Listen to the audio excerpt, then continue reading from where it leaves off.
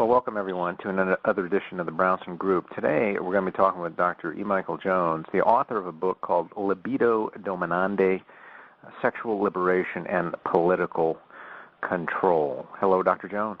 Hi, Dave. How are you? All righty. This is one of the most powerful books I believe I've ever read because it puts into context a lot which has happened in our contemporary society. And it explains even more, as you're about to tell us, about the history of the West for the last 200 years. Now, one of the basic theses of your book here is the idea that sexual liberation could be used as a form of control, that it's at the very heart of the story of Samson and Delilah, which we remember from the Old Testament, goes way back, and that the idea that sin was a form of slavery was central to the writings of St. Paul.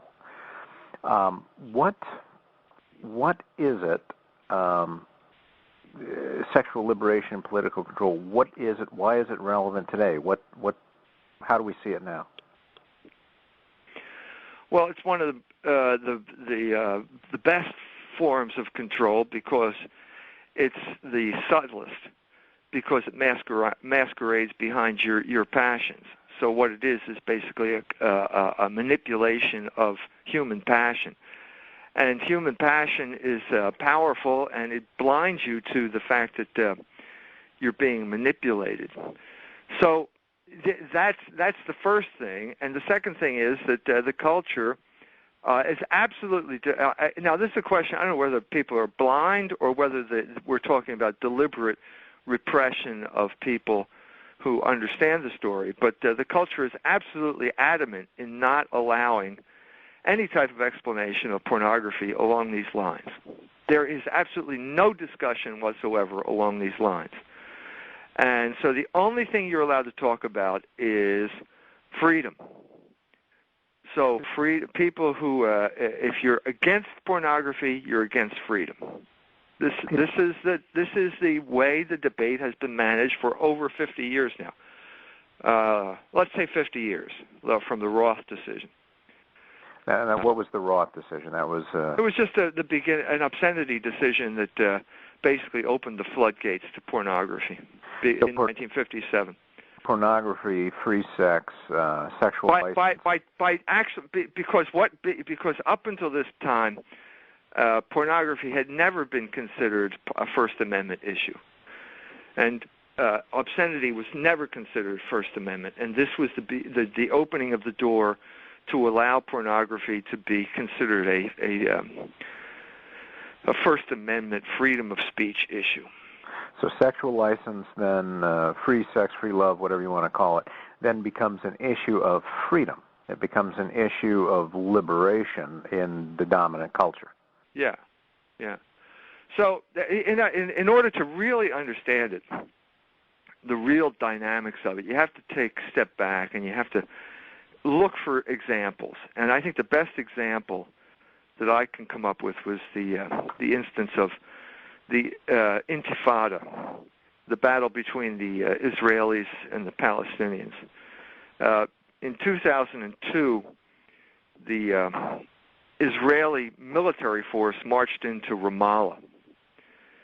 And after they did that, they took over the TV stations, which is pretty much standard procedure. But after they did that, something unusual happened. What was that? They started broadcasting pornography over the TV stations. Oh, they're liberating them. Well, this leads you to a question of, well, why were they doing that? Now, I've mentioned this in talks I've given in Europe and Africa and in the United States, and in two of those three instances, there were Palestinians in the audience who came up to me and said that they were there when it happened, and told me details about it that I didn't know. For example, that there were snipers on the roof of the hospital in town, and they imposed a curfew, and if you went out, you got shot.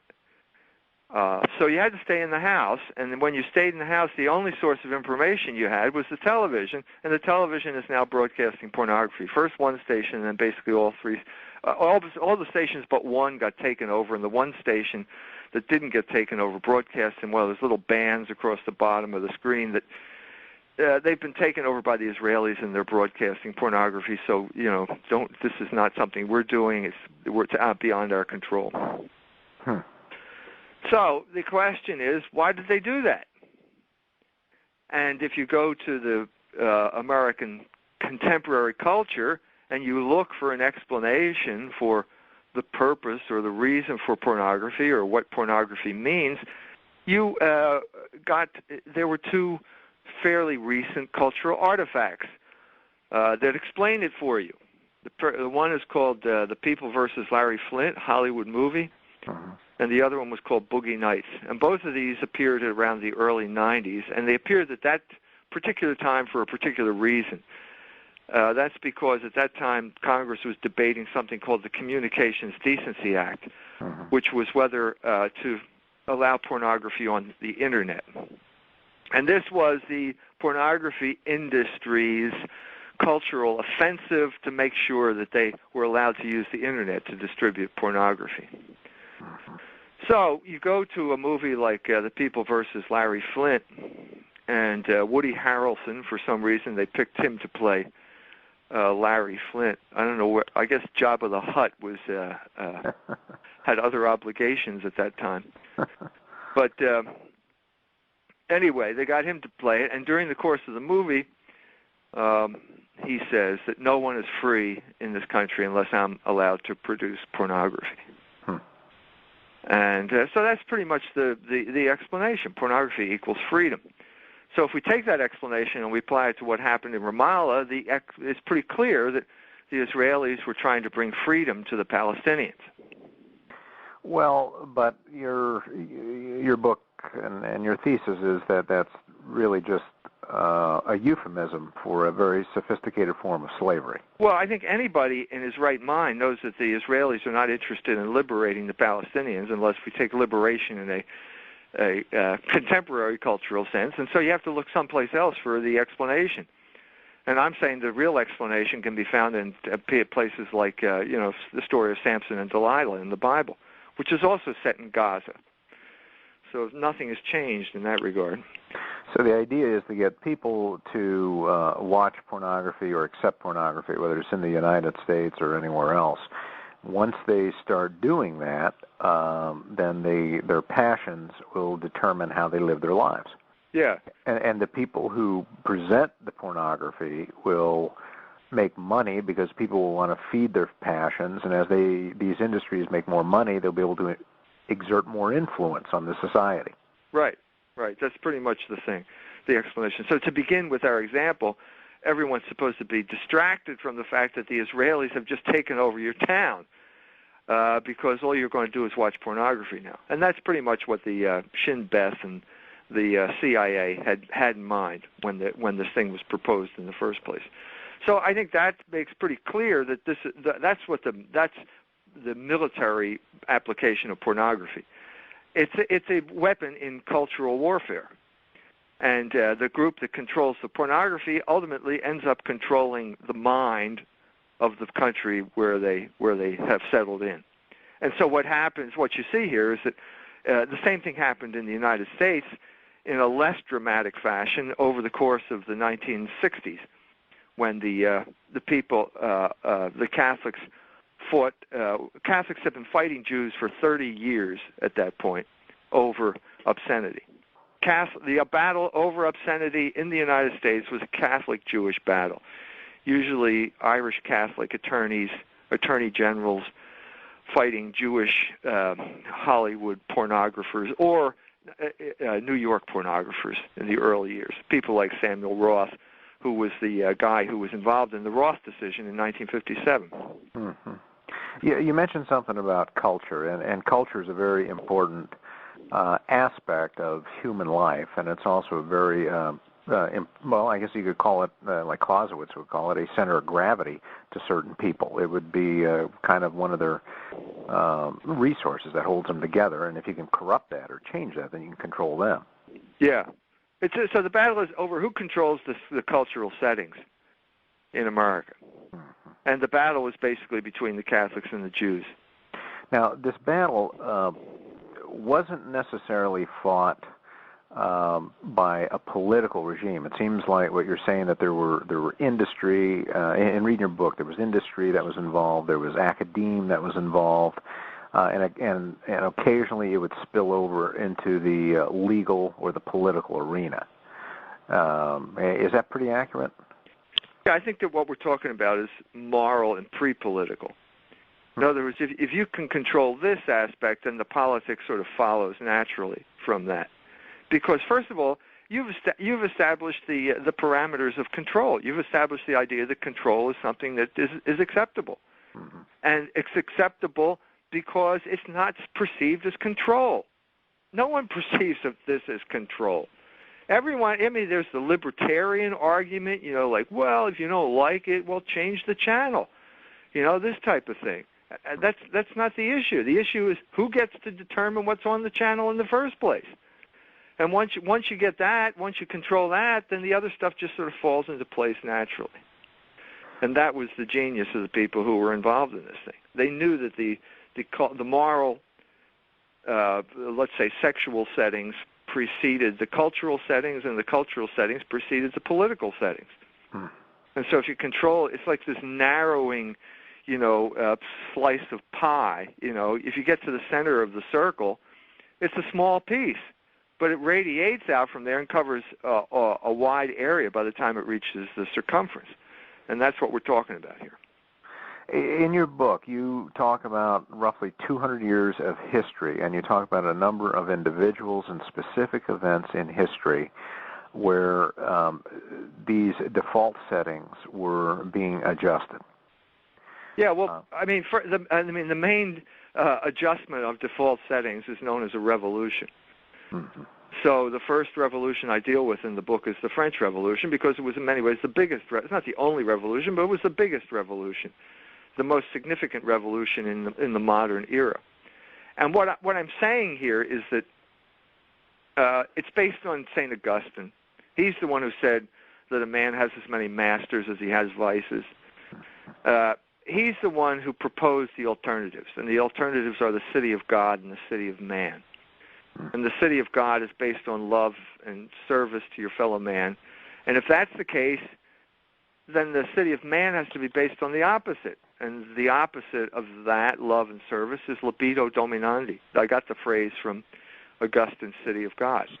What does that phrase mean? I'm sorry. It means the desire to dominate other people, the dominating desire, the lust to dominate other people. And so once you turn away from the City of God, which is what France did when they killed the king, there's only one other place to go. And so what you have to do then is dedicate yourself as a part of this new culture to dominating other people. Mm-hmm. And so what you see after this, beginning with this period for the next 200 years, is the use of freedom, first of all, as the prime way to dominate people. And secondly, what the culture becomes involved in is more and more refined techniques of domination. Because, if you really want to succeed, you've got to be subtle, because no one likes to be dominated. At least not overtly. No, that's why the term freedom is so important here, because it becomes the justification for more and more sophisticated and elaborate forms of domination. What they're talking about a lot of times with freedom is a release or a removal of any sort of obligation to others or to God or to morality. Yeah, it's usually the standard liberation is, I am going to liberate you from the bondage of morality. Well, morality is another word for reason. It's called practical reason. And so if you liberate a rational human being from reason, you're turning him into a slave or an animal. And that's what happened here. But lots of people, I don't know whether it's most people, but lots of people feel that the only thing freedom means is the ability to gratify their passions. Mm-hmm. And so these people know that, and so the regime then becomes the guarantor of your ability to gratify your passions. And so you gain the regime gains the allegiance of a certain group of people, and they become the commissars one way or the other, either by getting paid, as in the case of university professors, or just, normal people who chew you out for expressing bad ideas, which is to say, where you stand up for the moral law in one way or another. Now, it's important that your use of the word term does not necessarily mean political. It could mean the socioeconomic, intellectual, cultural. Yes, that's right. I mean, I think a lot of people think of regime, they think political, but as I read your book, I got the sense that it's beyond political. It's pre-political, as you said earlier. No, it's more cultural than it is political. Mm-hmm. And so, it's obvious that universities are part of the regime. It's obvious that the media is part of the regime. They tell the story the standard, the acceptable story. And the acceptable story in this regard is that, pornography means freedom. Everybody, you won't get anywhere if you don't express those views, because the regime won't let you get anywhere. You indicate that if you don't go along with those views, you either get patronized or you get ignored. If you go along with the views of sexual liberation, but then you change your mind, then you're in a lot of trouble. Well, then, the first way that this culture deals with you is called dynamic silence. If you're at a low level, people will organize, the groups who are organized to enforce the code of the regime will make sure that no one knows about you, or they'll try to make sure that no one ever hears your name, or your name never gets mentioned in newspapers unless it's part of character assassination. And even that now has character. These are technological issues, so character assassination is pretty much switched over to the internet, where all this type of crap gets published on you, and then if push comes to shove, one of the commissars, the local commissars, can cite something on the internet saying something bad about you that will confirm everybody in their beliefs that you're a wicked person. But that's, in a sense, we're pretty far. We're far down the road. That the original appeal of sexual liberation has sort of failed. Really? I think so. I think it was in the '60s where it had its greatest appeal. And then once it gets established as the norm, and then people start to defect or wake up or lose enthusiasm, then that was the rise of political correctness, I think, which was a more rigorous form of political control that began to arise in the early 90s. So I think that by the early 90s, people were starting to wake up, or just, they didn't like the idea of how it had become pretty onerous, under this, and so then they started enforcing it in a more draconian fashion. Well, wait a minute. Now, you're saying that then people got tired of the idea of sexual liberation. They said, we want to return to sexual morality? Yeah. You're talking about the course of a whole generation now. Mm-hmm. So, to get specific, this was when my son was at Harvard.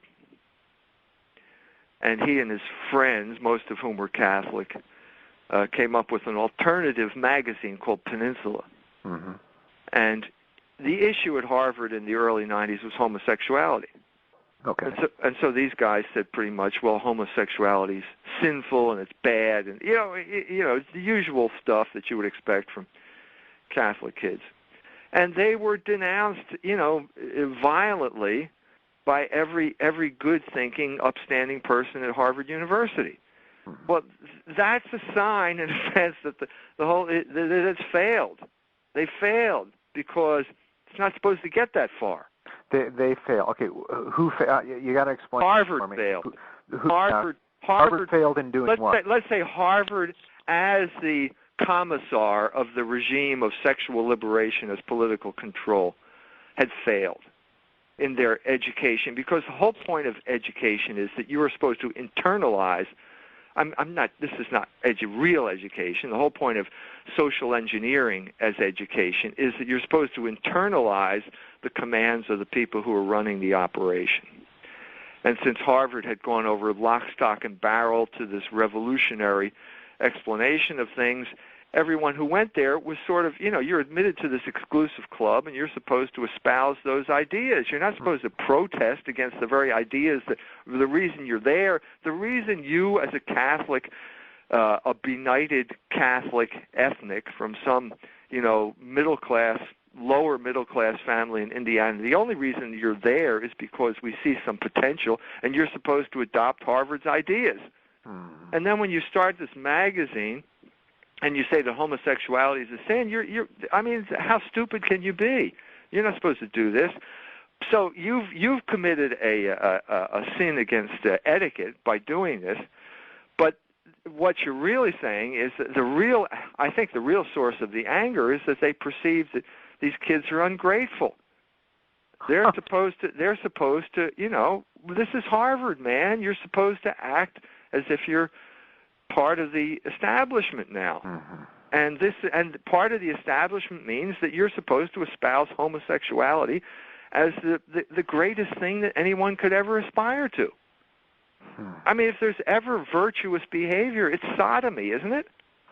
Well, I suppose that's how a lot of the cultural mandarins would have you. Well, that's clear that's what you were supposed to think at Harvard. It had even replaced racial, the racial ideas of the 60s, like the civil rights movement. This was the next extension.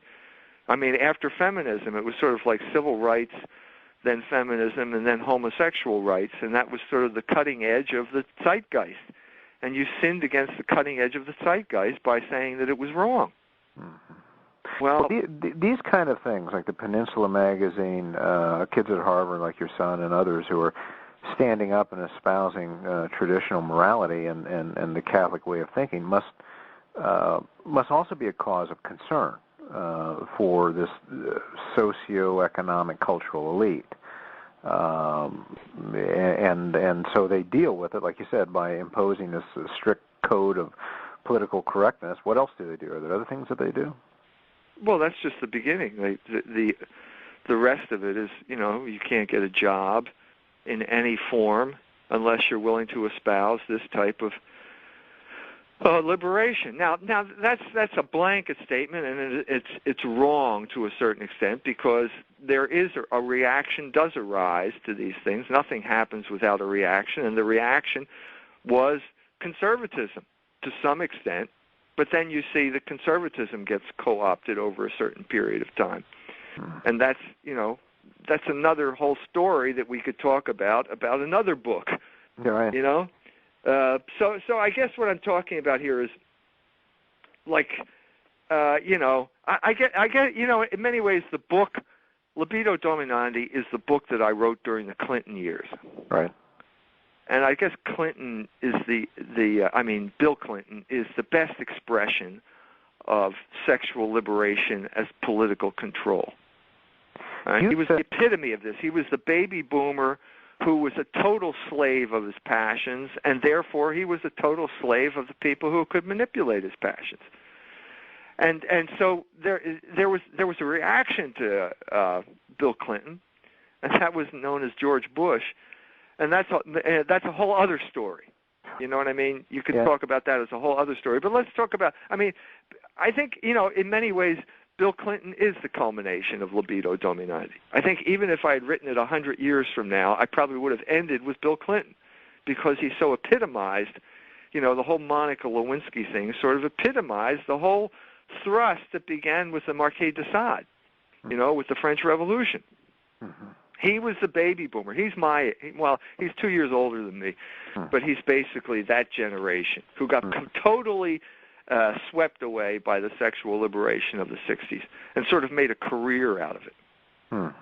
You said earlier, and you indicate in your book that from the French Revolution until the time of Bill Clinton, that the techniques of domination have been ever more refined. Can you give us a summary of what you mean by that? Yeah, there are two aspects. One of them is technological. So if you begin with the Marquis de Sade, it's probably the first man who articulated the whole idea of sexual liberation as political control, or let's say the political implications of sexual liberation. He has this passage which he wrote in a speech to sort of, get keep the revolution going in the face of the threat that the Vendée, the Catholic reaction, posed at that time, 1795. And he said, what you need for a Republican government, and by that he means revolutionary government, is to exhibit the women naked in the theaters. At this point in time, state-of-the-art pornography was basically etchings. And so you had etchings in the Marquis de Sade's sort of pornographic masterpiece, Justine, and that became a famous book. I think it was Byron and Shelley. It figured in their lives and the creation of Frankenstein, which was in many ways the reaction to the French Revolution. Mm-hmm. But there's a technological limitation there. First of all, the etchings are not very realistic. Mm-hmm. And secondly, when it comes to actual, women in a theater, you got a technological problem. Either you got a real big theater, in which case the people in the back row, you can get a lot of people there, you can affect a lot of people, but the people in the back row probably can't see very well.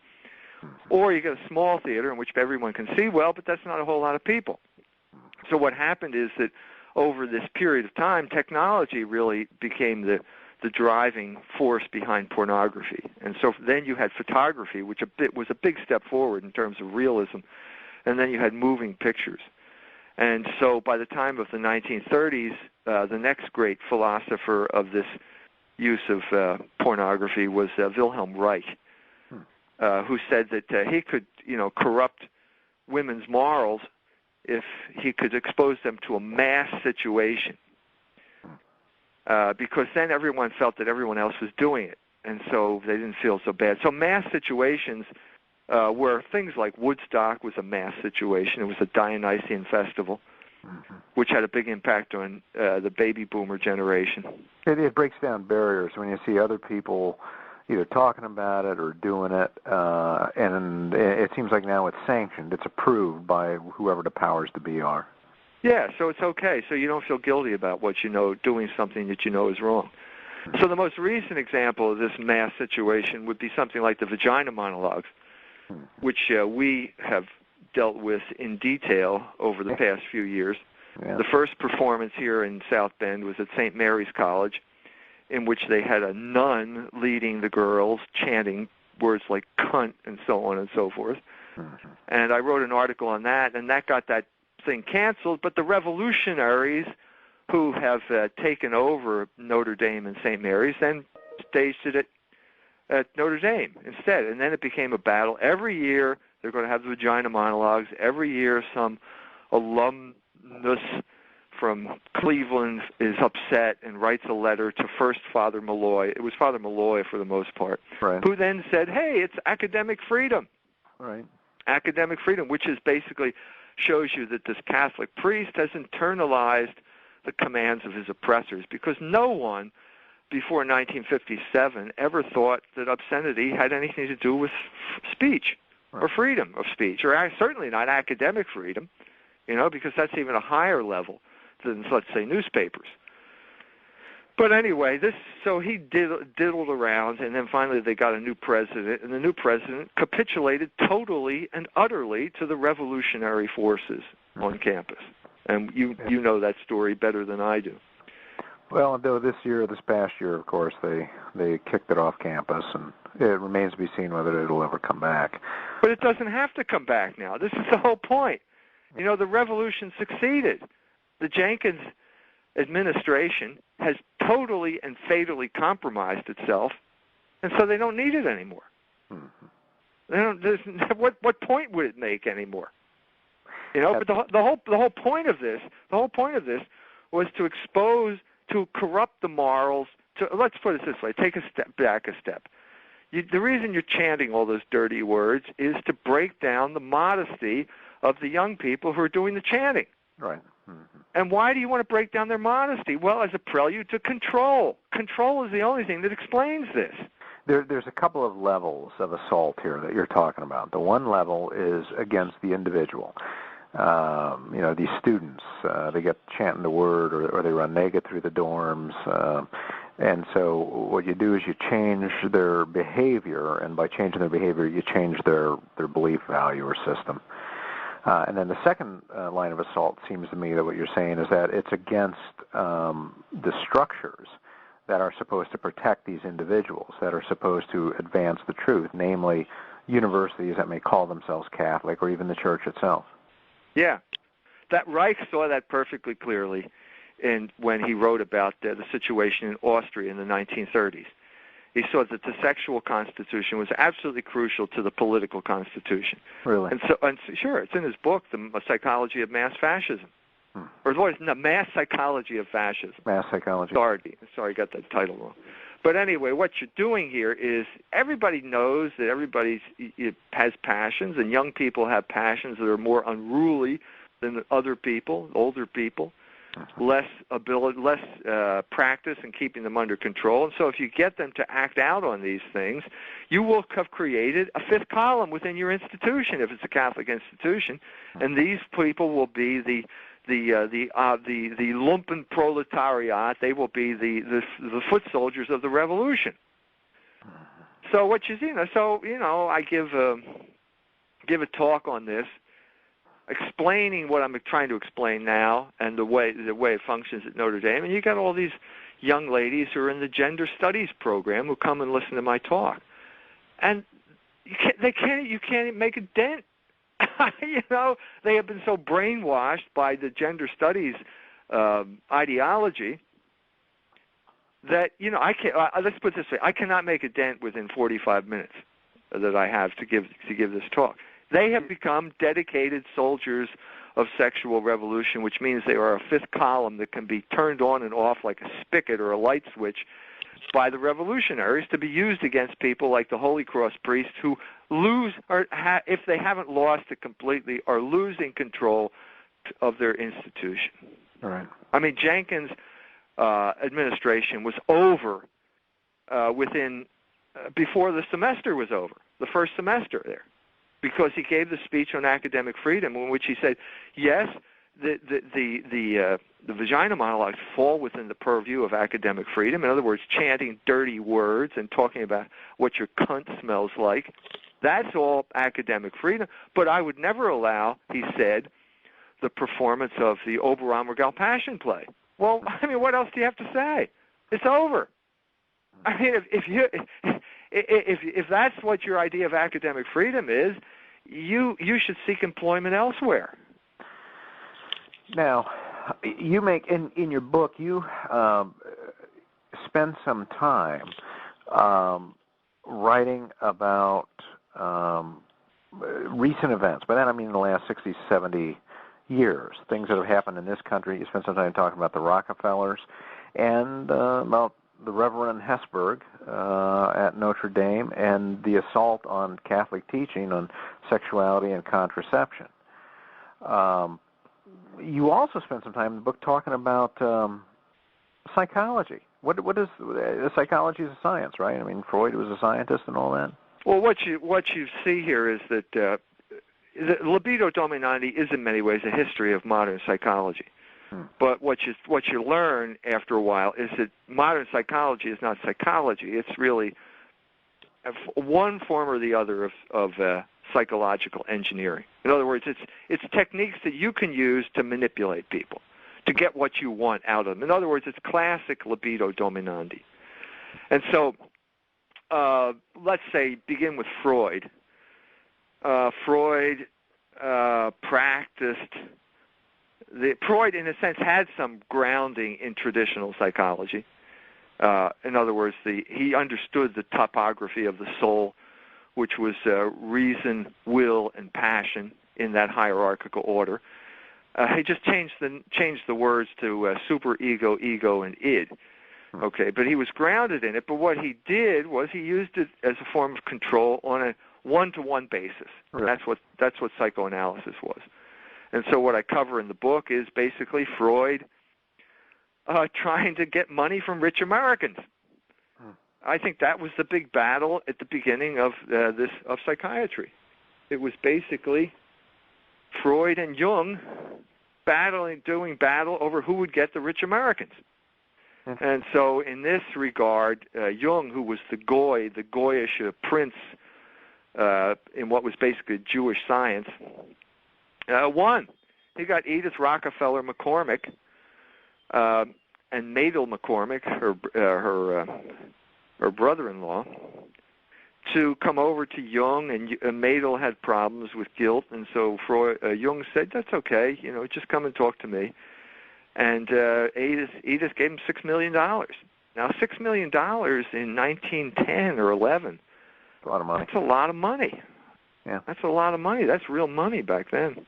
And so he built a building, and basically Freud was furious at Jung, and this was the big break in psychoanalytic circles. But Freud was no different. He had a guy, in order to become a psychiatrist at this time, you had to be psychoanalyzed by Sigmund Freud himself. And so there's an American doctor by the name of Horace Frink who was associated with Johns Hopkins. And he went over, and during the course of the psychoanalysis, he told Freud that he had this sexual attraction to one of his patients. So what does Dr. Freud say? Dr. Freud says, well, divorce your wife, marry this woman who happens to be very rich, because they're the only people who were doing psychoanalysis at that point, and then give me some money. Make a big contribution to me. I mean, he'll feel better, right? Does it take a genius to figure out what's going on here? I mean, Freud at one point said to Fliess, the other nutcase that he was dealing, Fliess believed that everything, all your psychological problems were associated with your nose. Okay? So anyway, he lived in Berlin, and Freud lived in Vienna, and Fliess invited him to Berlin, and Freud wrote back and said, I'd love to come, but I'm afraid my patients will get well in my absence. Now, this is the type of person that Freud was. And he liked to control people. Yeah. So, all right, that's one branch of psychology. Then there's the American version, which is John Watson, which is behaviorism, in which the control is so overt here, I don't know why we have to talk about it. It's basically John B. Watson was this white boy from the South who just loved hanging around the farm and dealing with animals, chickens and pigs and whatever it is, and he was a genius at training these chickens and pigs to do things, because it's all, when you're an animal, it's all basically stimulus response. You don't really think things through if you're a salmon. You know what I mean? Right. You don't think, geez, I love that salmon over there, and I think I'd like to have sex with her. That's not the way it works. You have chemical reactions that go off, and you start swimming up the St. Joe River, and you fertilize, lay the eggs, and fertilize the eggs, and then you die. That's it. There's no free will involved in any of this type of stuff. And so Watson felt, well, if it works for animals, it works for human beings. They're animals, right? Aren't they? Well, Watson was the darling of the Rockefellers.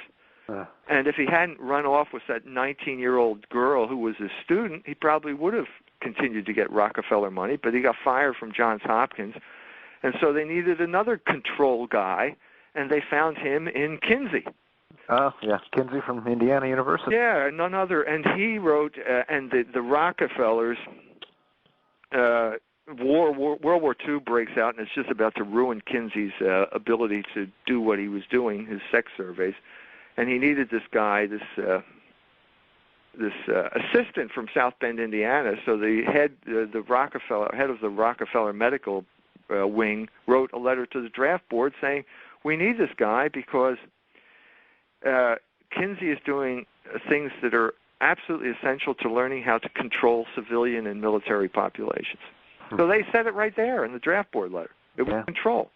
Yeah. And then the final thing is the third way, which is, Maslow, Rogers, and those people. That's psychology. And it turns out, well, that's a form of psychological warfare, too. And the proof of that was basically the whole story of Carl Rogers and the Immaculate Heart nuns in Los Angeles, where he just came in and destroyed the nuns using sensitivity training. So no matter where you turn, the whole history of modern psychology is a history of libido dominandi. It's the history of being controlled by someone who's able to manipulate your passions. Yeah, I think that's pretty much it. I mean, you could say that Watson, okay, maybe there's an intermediary step there, but it came down to like Eddie Bernays, who was Freud's nephew, taking Watson's idea about instinct and then combining it with Freud's idea of sexuality, and you come up with advertising using sex to sell you stuff. So one way or the other, what you need, what they realized, the controllers realized, is that you needed a sexually permissive culture. And so the big enemy in this regard was the Catholic Church, because by let's say by the time of the Legion of Decency, let's say the late 20s, early 30s, the WASP ruling class had given up. They had all gone over to the dark side. I mean, as a group, they had gone over to the dark side. They were engaged in sexual license, contraception, all that. That's what you mean, right? Yeah, they had the Anglican Church finally capitulated to sexual revolution in 1929 when the Lambeth Conference approved contraceptives. Mm-hmm. And after that, contraception became a virtue. Mm-hmm. If you had a lot of children, you were sort of wicked. And once contraception became a virtue, it was only a matter of time before sodomy became a virtue. And that happened, around the time my son was at Harvard in the 1990s, early 1990s. So the societal powers, the culture shapers, if you will, Freud, others in the media, these people are themselves given over to passions. That's part of your thesis, right? Sure. They're all like Bill Clinton. Mm-hmm. In one way or another. So, Freud, everybody knows now that the Oedipus complex is guess what? It's the sort of hidden protocol of his affair with his sister-in-law. It's even in Spiegel, the German magazine. Everybody knows now that when he went to that resort in the Alto Adige, mm-hmm. He consummated that relationship. And so basically what you have in Freud's writings are the longest sort of unacknowledged autobiography in psychological history. So he's trying to justify what he did. Yeah. The wrong he did. Yeah, he said, with the Oedipus complex, every man desires to have sex with his mother or sister. I mean, to be honest with you, when I first heard that, it wasn't immediately apparent to me. I mean, it's not like, the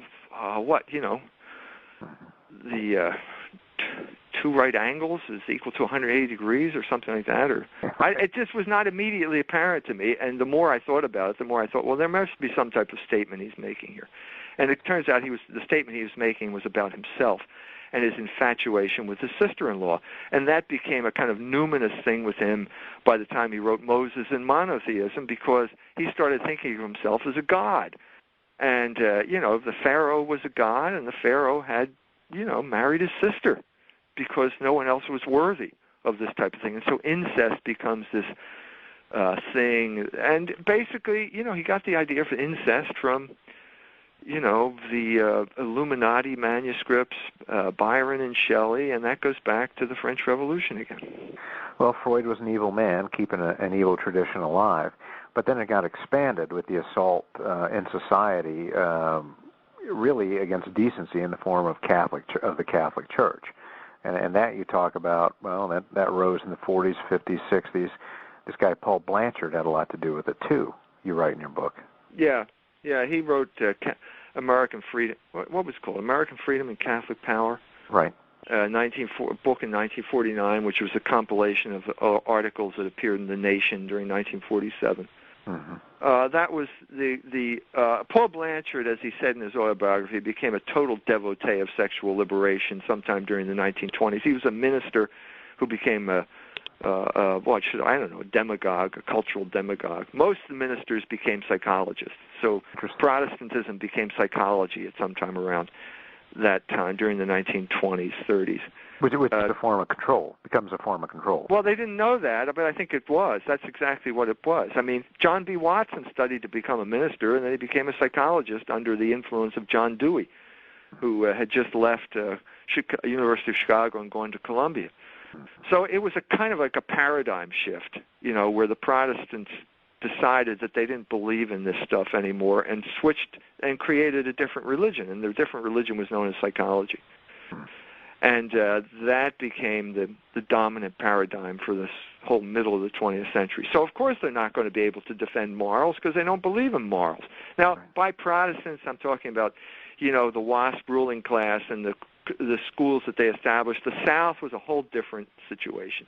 The South was a conquered nation, and let's say in 1915, every summer they would put the guys who fought in the Civil War would put on their gray uniforms and march down the street. That's right. So they had the consciousness of a conquered nation. So they were really not part of this completely, even though John B. Watson was. But he became a Yankee when he went to the University of Chicago. Mm-hmm. Well, the attack on the church took a lot of different forms, and you talk about that, but probably one of the most pernicious forms we alluded to earlier was to try to get a fifth column established. Yeah. Try to buy out some key leaders. Yeah. Charismatic leaders. Yeah. Yeah. And Theodore Hesburgh was the man, the paradigm of this sellout. As I said that the battle over obscenity was a Catholic-Jewish battle, but right. The battle over birth control was a Catholic-Protestant battle. Mm-hmm. That was the WASP ruling class, epitomized by the Rockefeller family. And the scion in this regard of the Rockefeller family was John D. Rockefeller III, who founded the Population Institute in 1950, but he got involved in this in the 1930s. And he got involved in it basically because the Catholics beat the Protestants on birth control. And by beat, I mean that the government was going to get involved in birth control in the 1930s, and the Catholics, people like Monsignor Ryan and the Catholic bishops, beat them. And the government did not get involved. So this was like the high point of Catholic cultural influence, the 1930s, when basically the Legion of Decency got started, and Monsignor Ryan defeated Margaret Sanger in battle in the American Congress. Mm-hmm. But what was the secret to Catholic success back then, as far as you're able to tell? And perhaps that's also the secret for the Catholic disintegration beginning in the 60s. Yeah, poverty and solidarity. And the combination of those things was the ethnic neighborhood. And the culmination was that ethnic neighborhood with the parish in the middle. Yeah, this is actually Paul Blanchard and his brother Brand spent a summer in Bridesburg in Philadelphia in a Polish neighborhood, and they said it was just absolutely impenetrable, and these people will never become Americans. They just gave up and walked away in disgust. So that was it was sort of a group solidarity based on coherent local communities, where the priest had a role of spiritual leadership, and where the bishop was not afraid to antagonize other groups. For example, Cardinal Doherty of Philadelphia called for a boycott of the Warner Brothers theaters in 1934 in Philadelphia. Mm-hmm. And everybody knew this was a battle between Catholics and Jews. Everybody knew that. Mm-hmm. And the Catholics won. And the Jews had to put in place the production code in Hollywood, which existed for 31 years until 1965. So what happened during the early 60s, coincident with the Second Vatican Council, the Jews and the WASPs started looking for people to collaborate with. Collaborators was the word that was used for the people in France who worked with the Nazis. And I think it's an apt term here. And Hesburgh was a collaborator. Right. So what happened is that the John D. Rockefeller, thought that Vatican II would be an opening to change the Church's teaching on birth control. And so what his people, Cass Canfield, who was on the Population Council, I think also the head of Planned Parenthood in New York in the early 60s, arranged to have a series of secret conferences at the University of Notre Dame from about 1963 until 1965, at which they specified, pretty much told Hesburgh, we want you to change the Church's teaching.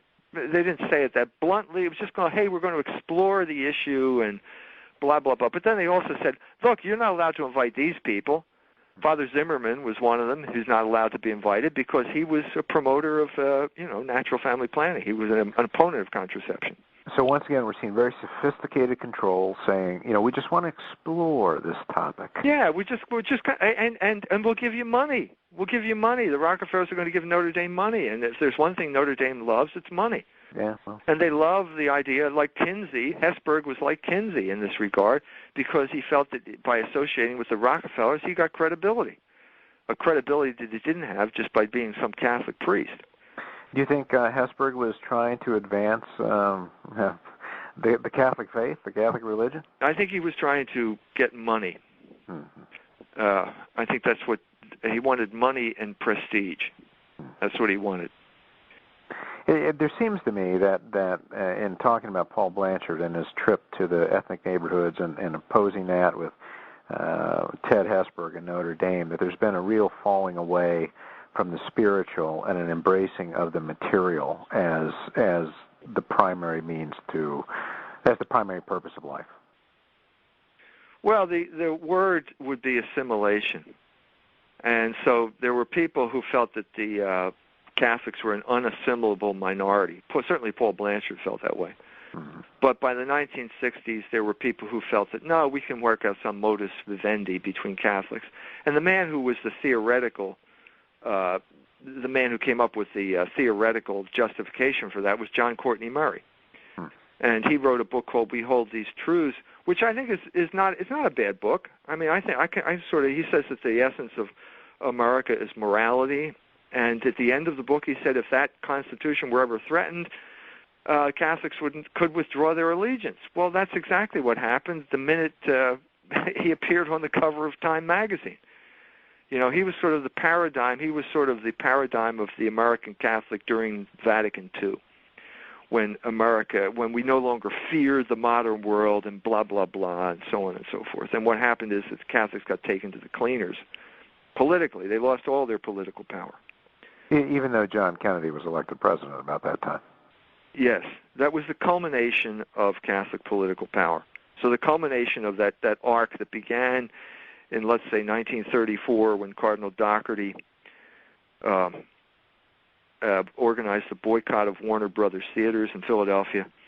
You could take that to its apogee by going back to Philadelphia in 1962. July 4th, 1962, Independence Square, Philadelphia. You have on the platform there a Catholic president of the United States, a Catholic governor of the state of Pennsylvania, and a Catholic mayor of Philadelphia. Now, that was sort of the high point of Catholic political power. That's pretty powerful to have all Catholics there. Yeah. But to a degree, they had to sell out, or they had to give up the faith.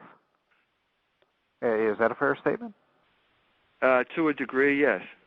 Mm-hmm. Although Kennedy, it's still an open book. He did do that speech to the Dallas ministers, right? Which was not a good explanation of the relationship between church and state from the Catholic perspective. Right. But on the other hand, I think that John F. Kennedy was the last man, or let's say maybe next to the last man, who felt he had a mandate from the American people, as opposed to a mandate from the rich and powerful, who paid his campaign expenses.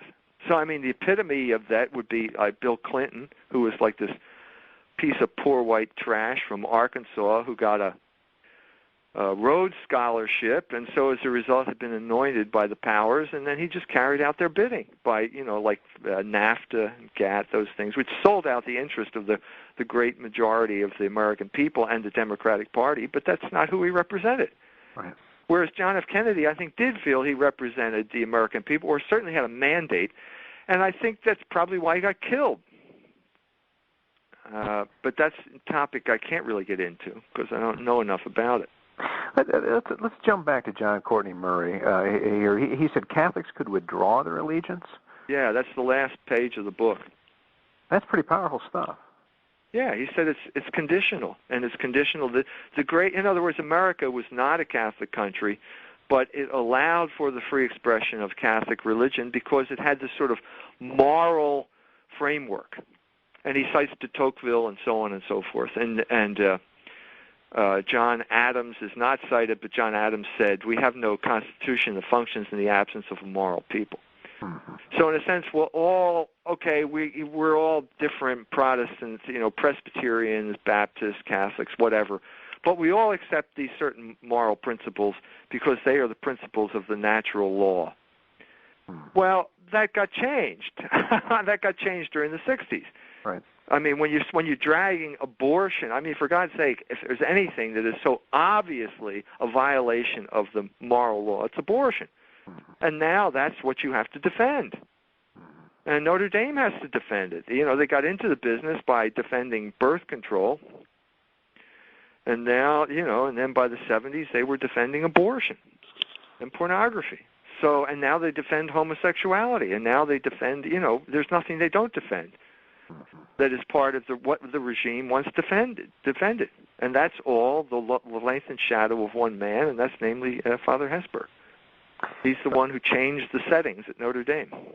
Well, his 90th birthday party was just held. I don't know if you had been invited to that. I wasn't invited. I thought you would be invited and could tell me. I did You're an get alumnus, aren't you? I am. I got something in the mail.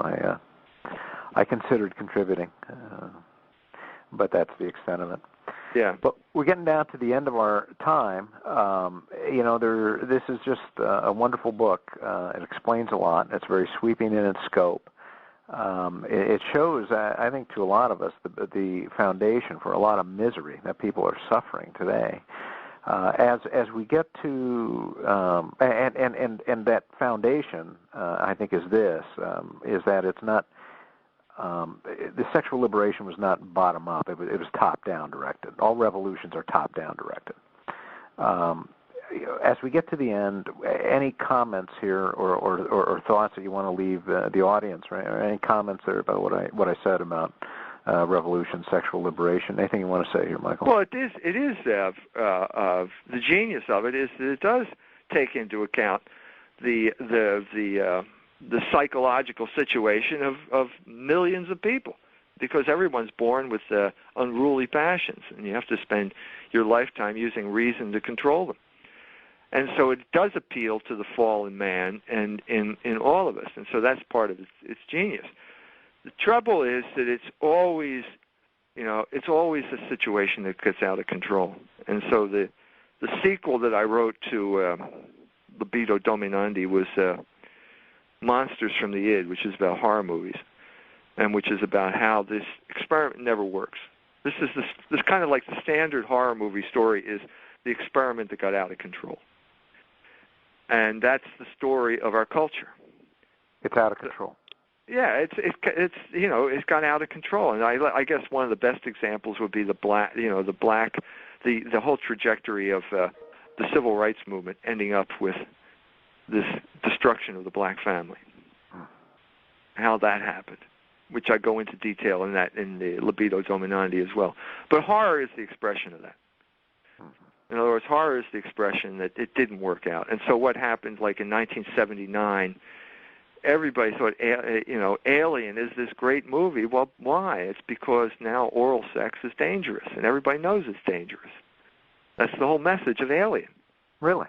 Yeah, and they loved the movie because it really told the truth in a way that all this other sexual liberation propaganda was not telling the truth. And that's why horror became such a force in the popular culture for the next, I'd say, 20 years. Let's say from Alien or Halloween all the way up to Wes Craven's Scream movies, which were basically parodies of the slasher genre. You're saying that these motion pictures touched something that people were feeling as a result of this culture that had gone off the tracks. Yeah.